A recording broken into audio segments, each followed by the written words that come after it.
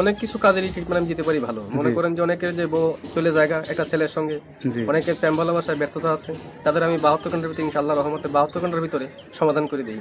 অনেকের জিনে ধরে ফেলাইছে, অনেকের জায়গা মিলে মামলা, অনেকের শত্রু বাড়িতে, অনেকের ভাই বোনে ভাইতাই মিল নাই, ঠিক আছে, সেগুলো আমি কাজ করে দিই।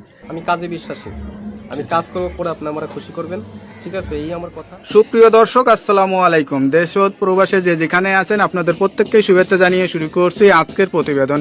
আজ আমরা কথা বলবো কবিরাজ ময়নুল ইসলাম সাহেবের সাথে। জানবো তার কি কি বিষয়ে কবিরাজি ট্রিটমেন্ট দিয়ে থাকেন এবং কি অবস্থায় চলছে তার কবিরাজি। চলুন কথা বলি তার সাথে। আসসালামু আলাইকুম ভাই। ওয়ালাইকুম আসসালাম। কেমন আছেন আপনি? হ্যাঁ, ভালো আছি ইনশাআল্লাহ, আপনাদের দোয়ায়। তা কি অবস্থা, কেমন চলতেছে আপনার? ভাই আমি তো মনে করেন অনেক রোগের কাজ করি, বুঝতে পারছেন, বিভিন্ন রোগের মনে করেন কবিরাজি কাজ করি, বাপ দামাল থেকে করি। আমার শিক্ষা জীবন হলো কামরুকামি কাসামে পানামে, মেঘালয় ও অরুণাচল মিজোরাম থেকে আমি শিক্ষা করে আইছি আন্দামান দ্বীপপুঞ্জে ভারতবর্ষের।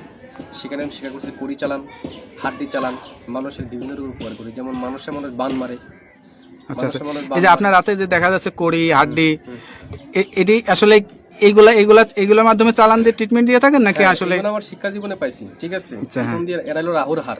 আচ্ছা আচ্ছা। হার দিয়ে আমি মানুষকে জিন সাধন করি। আচ্ছা আচ্ছা। বোতলে জিন সাধন করে সাগরে নিক্ষেপ করি। আচ্ছা আচ্ছা। মানুষের মানুষ বান মারে, নষ্ট করে, সেই রোগের কাজ করি আমি। এগুলো বোতলে ভরে মানুষ চালান করে দিই নদীতে।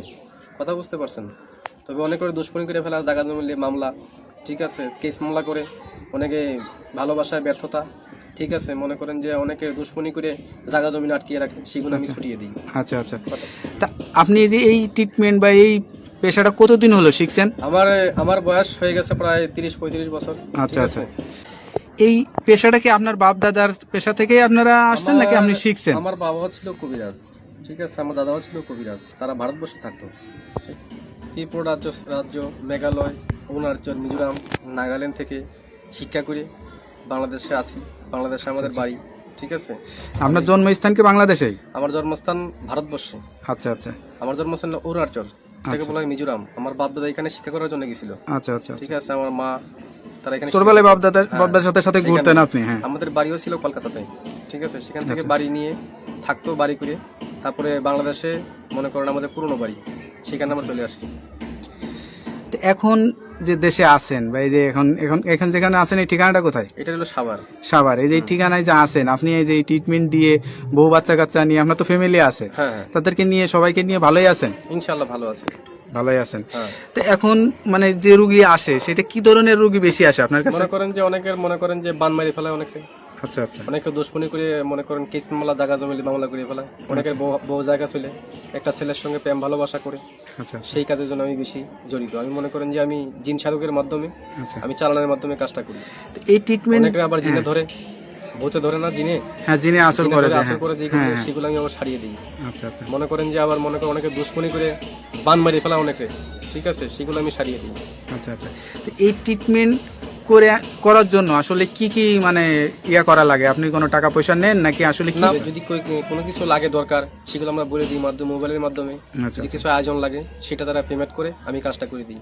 আচ্ছা আচ্ছা। তো এটা ধরেন অনেকে আসতে পারে না, অনেকে দেখা যাচ্ছে যে মানে যোগাযোগ করতে পারে না, তাদেরকে কিভাবে ট্রিটমেন্ট? আমি মোবাইলে ট্রিটমেন্ট করি বেশি। আমি আন্দামান, অরুণাচলের, তারপরে মনে করেন শ্রীলঙ্কা, বিভিন্ন দেশের কাজ আমি মোবাইলের মাধ্যমে করি, যেমন দুবাই, মালয়েশিয়া, জার্মান, ঠিক আছে, ফিলিপাইন, সৌদি আরব, কাতার। আচ্ছা, এগুলো কাজ আমি মোবাইলের মাধ্যমে করি। মানে মোবাইলের মাধ্যমে আপনি আসলে চিকিৎসা দিয়ে থাকেন? হ্যাঁ হ্যাঁ। আচ্ছা।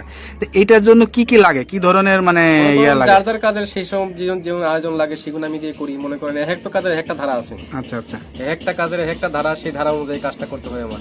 এবার কার কোন লাগে, তার কি নাম, বয়স, কিরকম গায়ের রং, কিরকম উচ্চতা, এগুলো দেখে আমি কাজ করতে হবে। তার